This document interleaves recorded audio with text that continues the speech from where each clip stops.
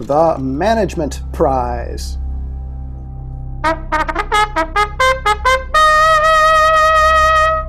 The winners are from China. The Management Prize this year is awarded to Shi Guang'an, Mo Tianxiang, Yang Kangsheng, Yang Guangsheng, and Ling Xiansi, 5 professional hitmen in Guangxi, China, who managed a contract for a hit job, a murder performed for money, in the following way. Inside the brightly lit Diu coffee shop on Jinshan Road, situated in the highly developed Qingshu district of Nanning, China, an exchange takes place that fundamentally defies the standard logic of a criminal enterprise. It is April 28, 2014. A man situated at the absolute bottom of an illicit hierarchy sits directly across from his assigned target, a wealthy real estate developer named Wei Jie. The environment is a public, well-lit, and heavily monitored commercial space. It is meticulously chosen to facilitate a business negotiation regarding survival, rather than a violent execution. The man, Ling Xiansi, explains that a bounty has been placed on the developer's life, but the final payout has dwindled to a fraction of its original sum. For a mere 100,000 RMB, he refuses to bear the ultimate physical and legal risk. Together, they stage a photograph. The target poses with his hands bound behind his back, creating an image designed to deceive a chain of shadowy figures waiting above. An initial investment of 2 million RMB in physical cash was mobilized to ensure a definitive and lethal outcome. Yet the machinery of this underground market yields 0 casualties. The public revelation of this incident generates widespread societal astonishment across the country, quickly transitioning from a local crime report into a national cultural phenomenon. Official media reports outline a staggering narrative, a multi-tiered, corporate-style assassination plot that devolved into a staged photo shoot at a local cafe. On social media networks, the case is widely referenced under the phrase "middlemen earning the price difference," a popular advertising slogan for a Chinese used car platform that is ironically repurposed to describe extreme criminality. The public narrative fixates on the dark comedy of a shrinking bounty. Citizens use the official court summaries as a cultural touchstone to critique the pervasive nature of corporate greed, endless subcontracting culture, and systemic inefficiency in everyday commerce. The incident inadvertently serves as a highly relatable allegory for the frustrations of modern labor. The massive disconnect between the capital injected by top executives and the meager wages paid to the ground-level workers who are actually expected to execute the task. However, beneath this veneer of internet commentary lies a profound empirical failure of illicit markets and a grueling stress test for the formal legal system.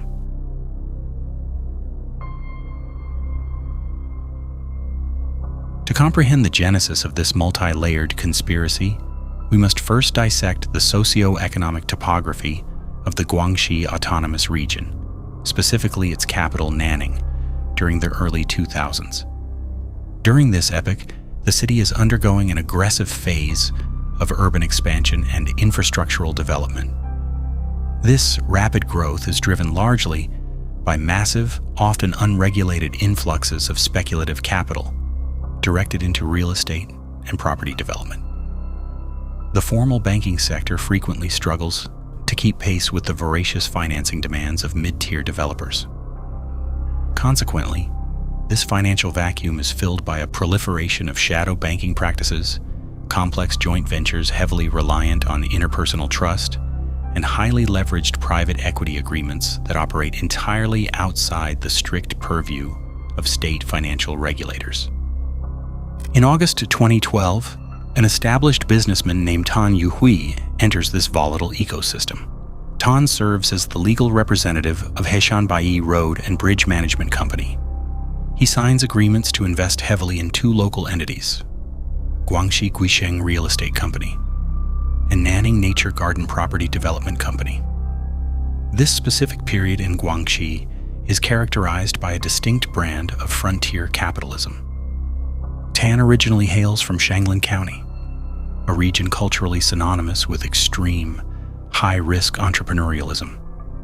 This regional ethos is perhaps most famously illustrated by the thousands of local gold miners who venture into the conflict zones of Ghana during the same era, demonstrating a culture where high financial rewards are routinely pursued regardless of physical or legal risks.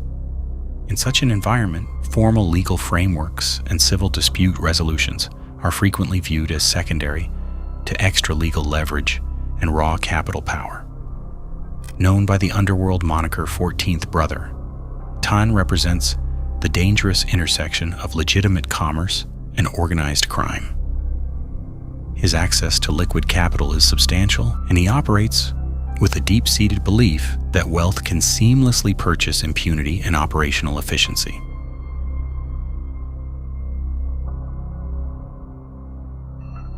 By early 2013, the architectural stability of Tan's investments faces an existential threat.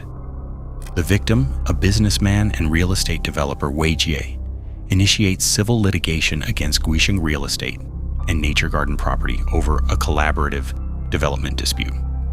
This lawsuit does not merely represent a standard legal hurdle.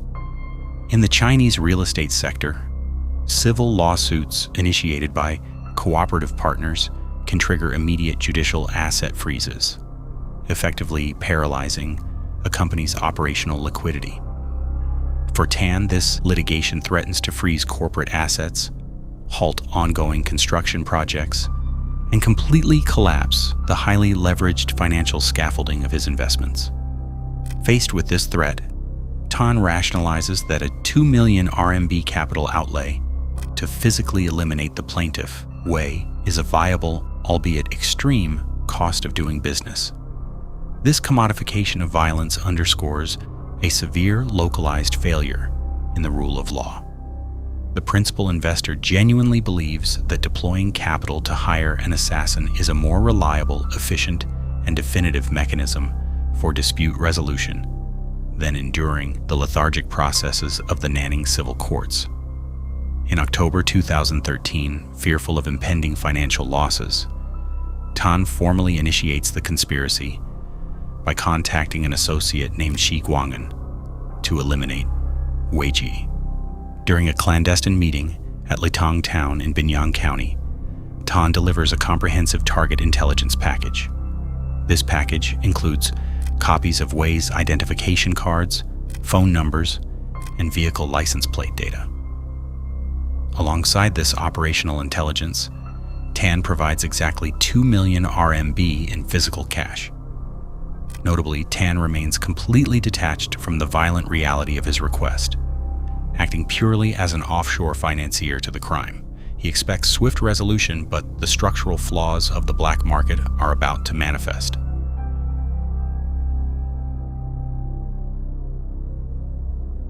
As the contract moves down the illicit supply chain throughout late 2013 and early 2014, the chronological timeline illustrates the slow, bureaucratic degradation of a violent impulse. Unlike crimes of passion which occur instantaneously, this assassination plot stretches over months. This delay allows financial dilution and time friction to severely erode operational capability. A critical mutation in motive begins to occur as the contract shifts away from the principal investor. For Tan, the motive was the defensive preservation of millions in legitimate real estate equity. However, for the subsequent brokers, the motive transforms into pure opportunistic rent-seeking. Shi Guang'an, acting as the first-level contractor, immediately retains 1 million RMB, exactly 50% of the initial capital. He passes the remainder, along with the intelligence package, to an unemployed man named Mo Tianxiang. Shi and Mo function as the upper management layer of the criminal enterprise.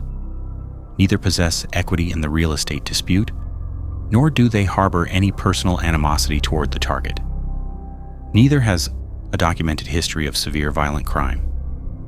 They treat the assassination contract as an arbitration of resources rather than a mandate for bloodshed. By insulating themselves from physical risk while extracting maximum financial yield, they exhibit pure rent-seeking behavior, treating the hit as a standard, albeit highly illegal, corporate subcontracting maneuver. Their sole motivation is extracting maximum liquidity from the contract while minimizing their own legal liability and physical exposure.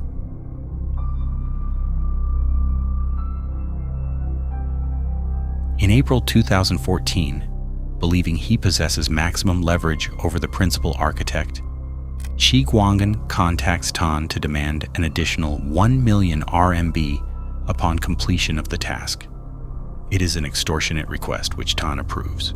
Concurrently, Mo Tianxiang executes the next layer of the subcontract. He approaches a man named Yang Kangsheng, delivering a white mobile phone containing the target's data, a physical photograph, and an upfront payment of 270,000 RMB. Mo retains 730,000 RMB for himself, representing a staggering 73% extraction rate from his allocated funds. The entry of Yang Kangsheng marks a critical demographic shift in the criminal enterprise, transitioning the plot from white-collar brokering directly into the institutionalized underworld. By mid-April 2014, Yang Kangsheng subcontracts the hit to another ex-convict, Yang Guangxi. He passes along the intelligence package and 200,000 RMB, while retaining 70,000 RMB for himself. This transition is critical to understanding the eventual failure of the plot. Yang Kangsheng had previously been sentenced to 14 years in prison for intentional injury, serving from 2004 until his release in January 2012. Yang Guangxi had served 4.5 years for the same offense, sentenced in June 2007. Having experienced the full crushing weight of the Chinese penal system, both men possess a highly calibrated risk assessment regarding violent crime. They fully comprehend that executing a premeditated murder will result in a death sentence, or at minimum, life imprisonment. Consequently, despite being the actors closest to the capacity for violence, their prior institutionalization makes them highly averse to pulling the trigger themselves. They choose to siphon the remaining funds and pass the ultimate existential risk further down the chain.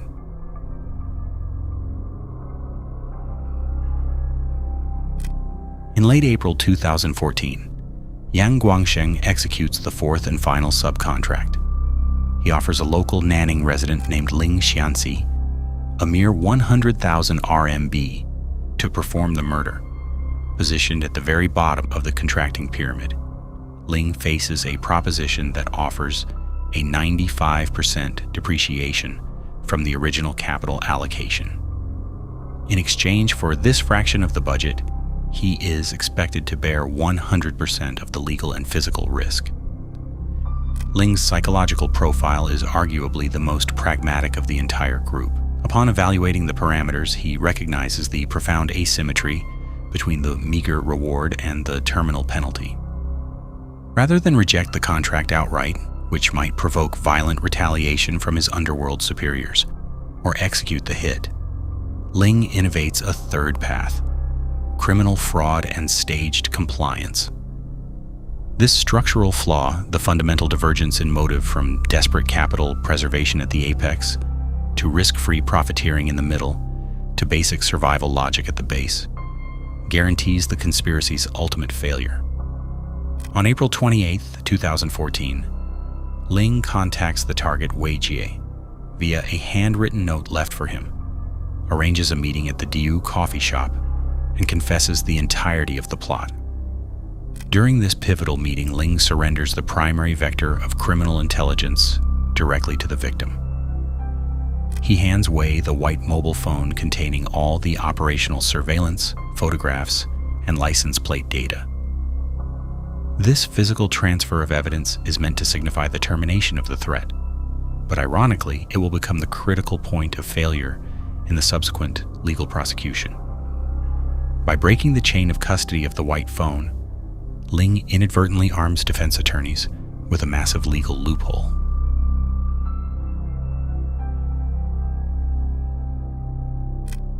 Following his surreal encounter at the coffee shop, Weiji becomes an unwitting participant in his own survival. He immediately powers down his mobile phone and flees Nanning. He flies to Shanghai under the pretext of caring for his ailing father, effectively vanishing for over 10 days in a desperate attempt to sever all tracking vectors. Upon his return, the paralyzing fear that the unknown principal architect might dispatch a second, more competent team compels him to seek state protection. On August 4th, 2014, after enduring months of paranoia, Wei formally reports the conspiracy to the Nanning Public Security Bureau's Criminal Investigation Detachment. Initially, his narrative is met with deep bureaucratic incredulity. The tale of a multi-tiered assassination plot ending in a staged photo shoot sounds more like a cinematic fabrication than a factual police report. However, as investigators begin verifying the timeline and examining the physical evidence, the reality of the threat materializes. The investigative breakthrough requires mapping the network backward from the lowest node. Authorities utilize the white mobile phone provided by Ling to Wei. Through digital forensics and telecommunications tracking, the police slowly establish the sequence of contacts. The resulting arrest sequence perfectly mirrors the chain of evidence, working backward up the hierarchy. Yang Guangxi is apprehended on September 21st, 2014. Mo Tianxiang is captured on October 15th. Shi Guanggan and Yang Kangsheng are detained simultaneously on November 5th. Finally, Tan Yuhui, realizing the network has collapsed and his subordinates are in custody, surrenders to the authorities on November 18th. The investigation reveals a highly fragmented criminal network operating under a strict single-line contact protocol. No single actor, other than those directly adjacent in the chain, knows the identities of the others. Tan does not know Ling exists, and Ling has no concept of Tan's identity or the original 2 million RMB bounty. This compartmentalization makes unraveling the financial flows highly complex, as each transaction was executed in untraceable physical cash.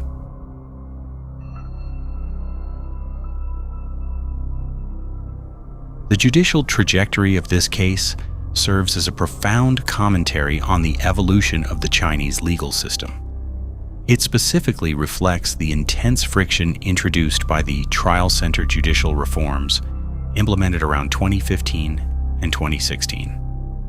These reforms strictly prioritize procedural justice, the absolute exclusion of illegal evidence, and the presumption of innocence over the traditional reliance on police confessions. On April 28, 2016, the Nanning Qingshu District People's Court delivers a shocking verdict. All prosecuted defendants are declared not guilty. The court cites unclear facts and insufficient evidence. The legal architecture of this initial acquittal rests on catastrophic evidentiary failures heavily exploited by a consortium of defense attorneys. First is the exclusion of the white phone. Because Ling gave the phone to Wei, and Wei kept it in his personal possession for months before handing it to the police, the chain of custody is irreversibly broken. Defense attorneys successfully argue that the police failed to execute proper seizure protocols, produce inventories, or utilize independent witnesses. The court rules there is no forensic guarantee the electronic data had not been altered while in the victim's possession, rendering the primary physical evidence legally inadmissible. Second is the retraction of confessions. During the trial, Tan completely recants his earlier admission of guilt, claiming his statements were extracted via extreme fatigue interrogation. His defense points out that the interrogation transcripts lack the requisite signatures on every page, violating strict new procedural codes. Without Tan's confession, the genesis of the intent cannot be legally established. Finally, the intermediate contractors deploy a divergence of intent defense. They claim their instructions were never to kill Wei Ji, but merely to kidnap or extort him.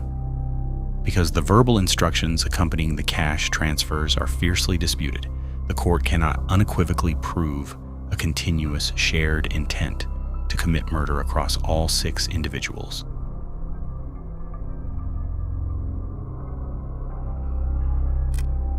The acquittal triggers immense public and prosecutorial backlash.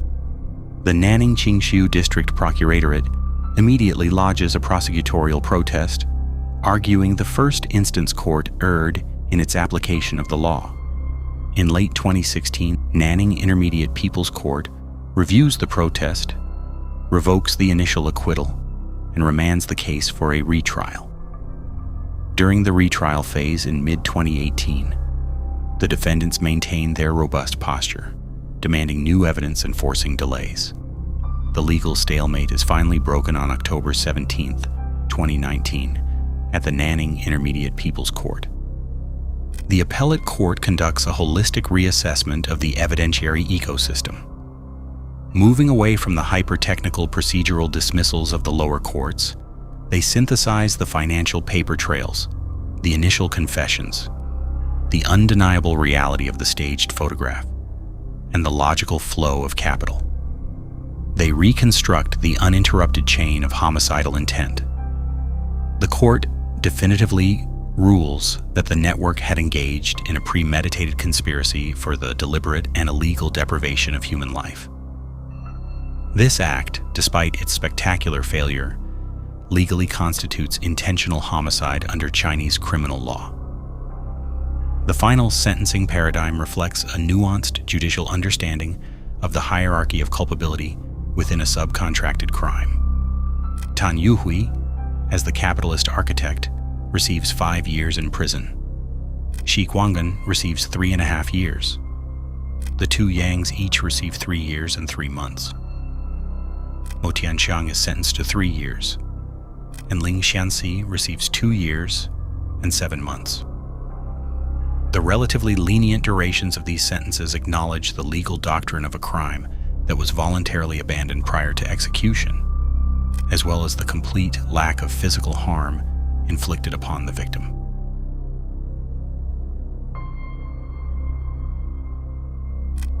The sheer absurdity and structural complexity of the case ultimately transcends legal and national boundaries, culminating in the conspirators being jointly awarded the 2020 Ig Nobel Prize in Management.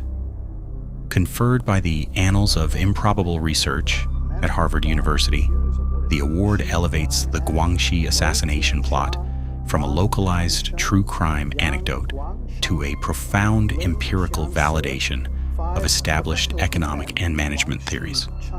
The incident serves as a flawless real-world manifestation of extreme organizational dysfunction. It perfectly models the principal-agent problem in institutional economics. In the shadow economy, standard enforcement mechanisms are entirely absent. Tan could not sue his brokers for breach of contract, nor could he audit the financial flows. Consequently, the agents acted purely in their own self-interest, inadvertently destroying the principal's objective. The conspiracy serves as a masterclass in exorbitant transaction costs, where 95% of the capital was lost to friction, absorbed by intermediate managers who added absolutely zero operational value. Because Tan could not verify the credentials or reliability of the men hired by his subordinates, he was subjected to severe adverse selection. The illicit market ultimately provided him with the lowest quality product available, an operative who actively colluded with the target to commit fraud. Yet beneath the academic recognition and the dark comedy lies profound psychological devastation. For the victim Wei Jia, the knowledge that his life had been valued and traded by a syndicate of strangers induced severe long-term trauma. For 5 years, spanning the initial acquittals to the final verdicts, Wei heavily fortified his existence. He installed extensive surveillance networks, hired bodyguards, and lived as a recluse, feeling entirely exposed by the systemic delays of the legal apparatus. The conspiracy collapsed, not due to the brilliance of proactive law enforcement, but because it succumbed to the gravitational pull of its own internal greed. In the darkest corners of commerce, the most effective deterrent to violence may simply be the unrestrained greed of the contractors themselves. It leaves behind an unsettling reality. Safety was ultimately secured not by the presence of justice, but by the overwhelming weight of systemic corruption.